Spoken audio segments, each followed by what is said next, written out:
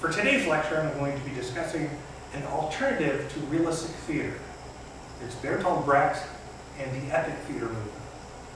But before discussing epic theater, I want to provide a very brief background on the realistic theater movement.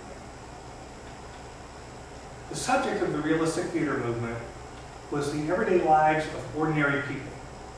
This was significant because these subjects were not necessarily considered worthy of plays prior to this time. And the playwrights were very interested in tackling taboo topics. Topics that even today would still be considered very sensitive. We saw plays dealing with venereal disease, religious hypocrisy. These kind of issues were very significant in society.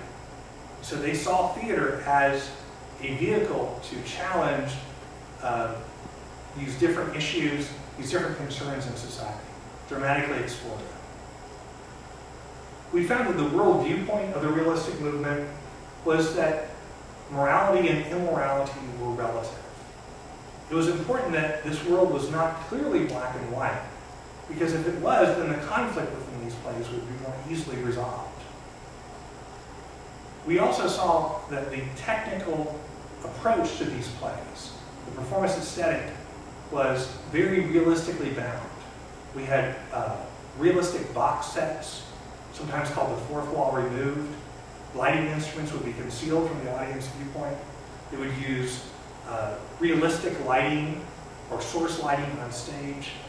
All these choices were in an attempt to maintain the illusion of reality throughout the production. Right. Who was Bertolt Brecht?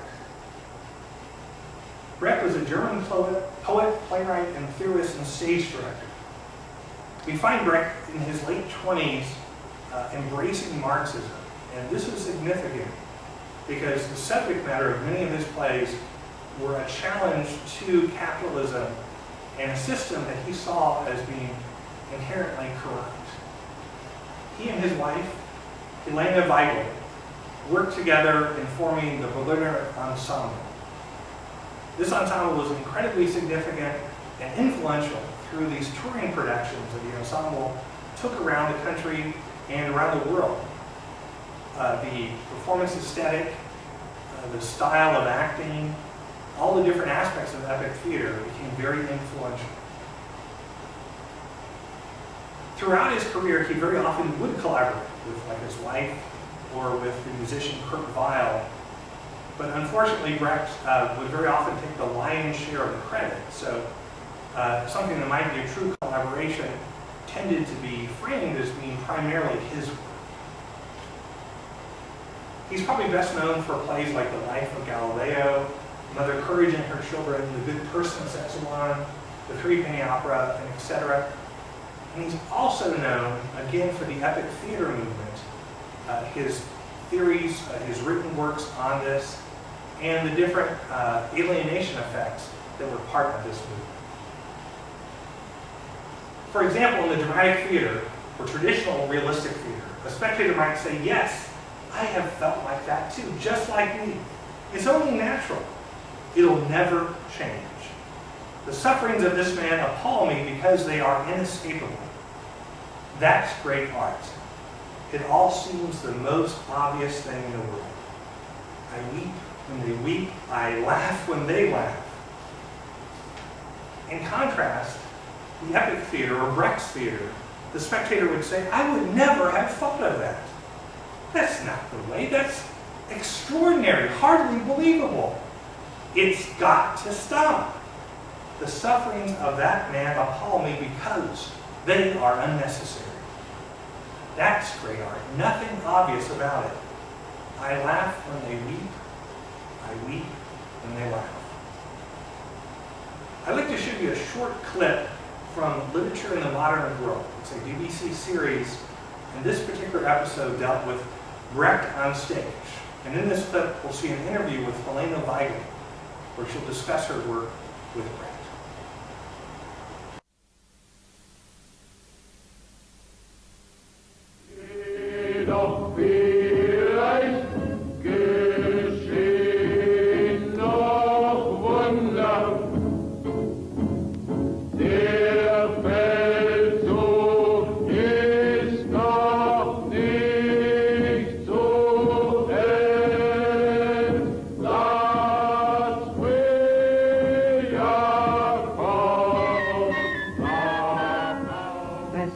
intelligent.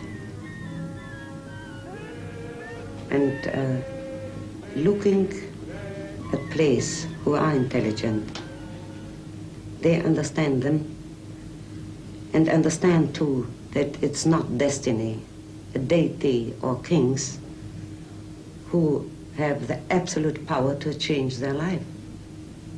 Looking at small people like we do, like we play them in our theater, maybe they learn a little bit to behave like thinking human beings. This was the essence of the theater of Bertolt Brecht. He didn't design plays to entertain passive spectators. His plays were designed to challenge the audience, to challenge them to think and to see possibilities for change. This was what Brecht liked to call dialectical theater. Brecht's wife, Helene Weigel, was the actress who gave the definitive performance of Mother Courage. From 1949, she ran the Berliner Ensemble, the theater company where Brecht directed his most famous productions. Brecht didn't want that the actors came with the parts rehearsed to the rehearsals. We started with the books and had a long time our books in our hands, not learning our parts by heart. And he begged us, please be careful. Remember every point where you, in reading, was astonished what you read. On the same point, this was Brecht's opinion, the audience will be astonished. But don't throw this point away. Please don't make theories short. Brecht wanted the audience to maintain a critical distance to what was happening on stage. This distance was a key element of the dialectical relationship between actors and audience. It's often termed alienation.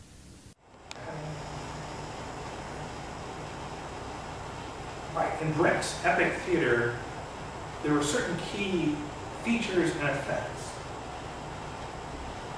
One important idea was he rejected the idea of entertainment through emotional catharsis.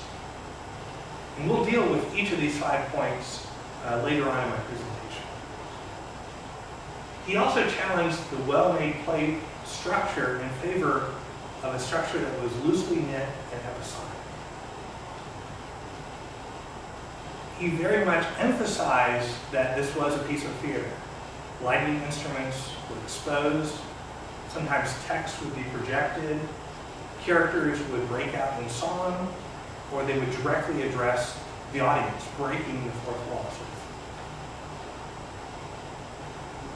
One of the key features were what he called the alienation or distancing effects, or making strange. It's been translated from the German in a variety of different ways. But these essentially were theatrical devices designed to always keep the audience at an emotional distance from the actors and the story. He felt this was important. This facilitated a more critical attitude towards the actions that were being staged. He wanted to avoid the audience empathizing too closely with the characters. And finally, we see him critiquing the ideologies and the inequalities of the capitalist system throughout his works. So first, he rejected the idea of emotional catharsis.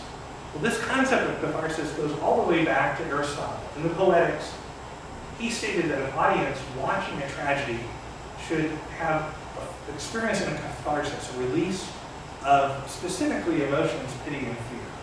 That by watching these tragedies, we cleansed ourselves of these sometimes dangerous emotions. So we had a safe way of experiencing them.